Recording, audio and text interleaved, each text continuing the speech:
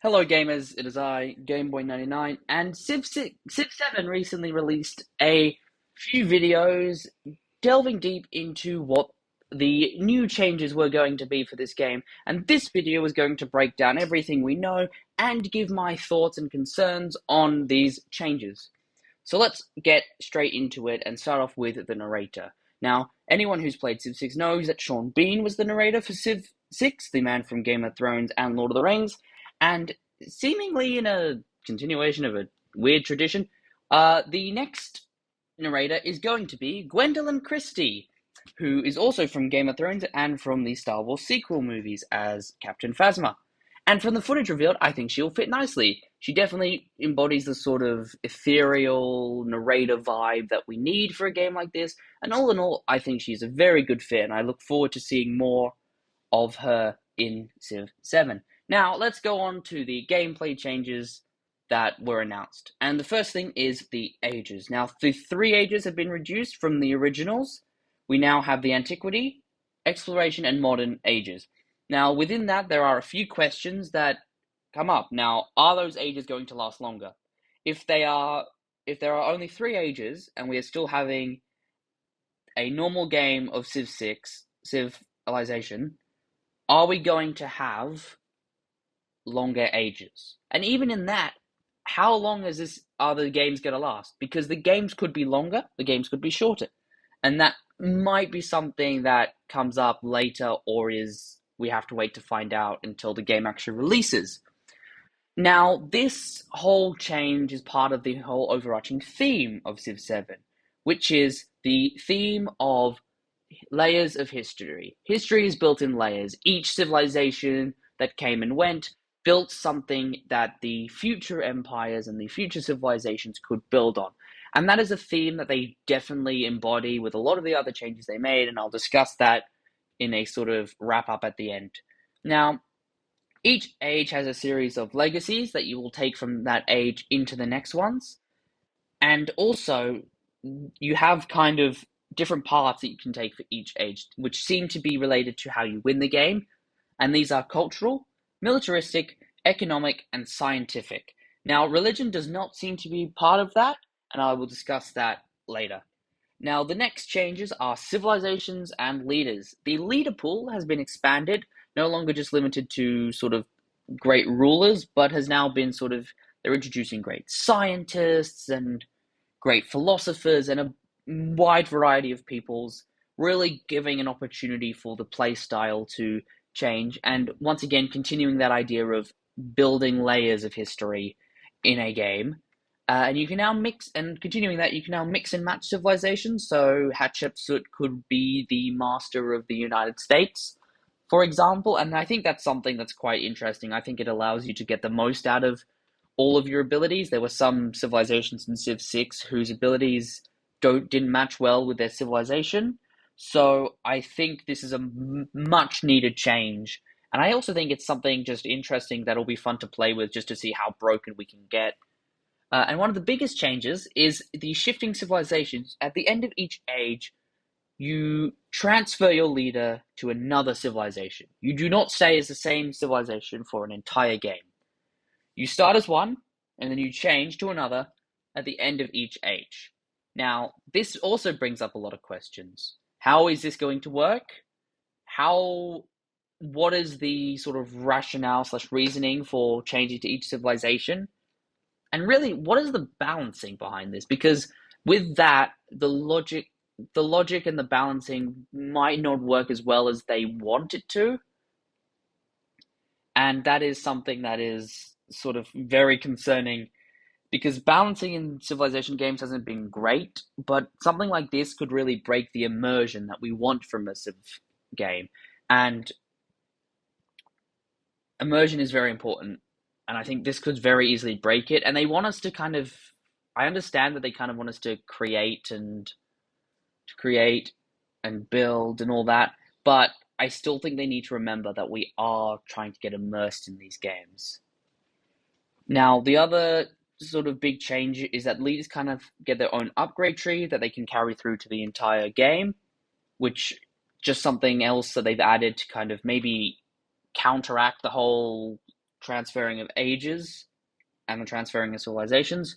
So maybe that will help sort of balance it out. I also think that's just a good way of sort of allowing you to gain more abilities and your civilization to become more advanced, and just in general help out the game much better. Now we move on to city management and building. Builders have been entirely removed, which I think is a positive because I think it means that your civilization can develop much faster. And I just think improvements are now made through the city production.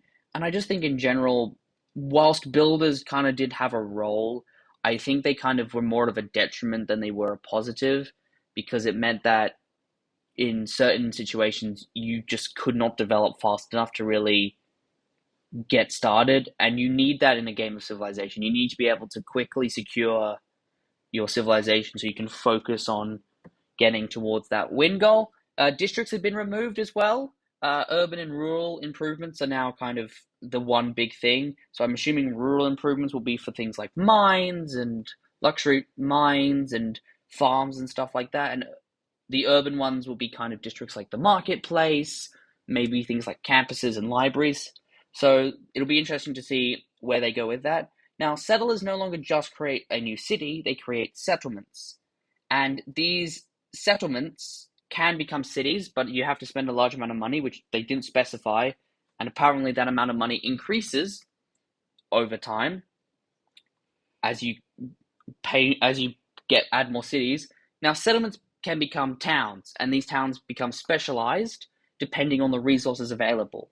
And the main reason why settlements exist is to kind of be able for you to grab at these resources, because resources have been reworked, and the bonuses they grant are much better than just the simple sort of one or two extra food. So I think that is going to make city development much better, and city building is a big part of civilization games. Now, within that whole thing that I've just discussed, there is that whole idea that it does seem like a lot of similarities have been taken from Humankind and Millennia, two games that released sort of in between Civ 6 and Civ 7 that had a lot of this similar style.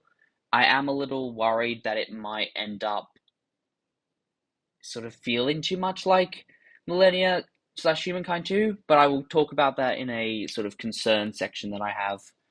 Now, the other big change was combat. Now, based on the videos, the UI for units has been increased, so there's a larger number of them. Whether that means they have more health and they take less damage is interesting, is sort of still up in the air. But I think that is a good thing. I think they're doing a lot of stuff here for like the immersion as well as the sort of theme. They have constant battle animation, so regardless of whether you're actually fighting or not, they will constantly be in battle. And the other big addition was commanders, taking the great generals from Civ 6 and turning them into their own thing. They have their own upgrade trees that they can use to sort of to help out the armies. And also there's the packing system where units surrounding the commander can be packed into that one space on the commander, and when the commander moves, they all move as one.